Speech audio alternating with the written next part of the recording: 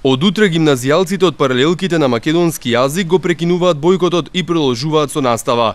Наместо во бараката во старото медицинско училиште, сега ќе бидат на други локации.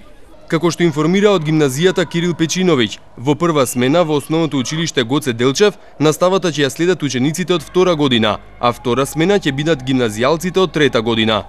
Во Народниот универзитет пак, во прва смена ќе учат матурантите, а оние од прва година таму ќе бидат втора смена. Ваквото привремено решение произлегло по вчерашниот состанок на Советот на родители, раководството на гимназијата и градоначалникот на Тетово. Бојкотот на наставата започна во понеделникот, откако во петокот минатата недела, пред бараката во која учеа само гимназијалците македонци, се случи инцидент. Во дворот влегла поголема група, при што настанала тепачка. Во нападот еден ученик здоби 3 убодни рани и заврши на Скопска клиника.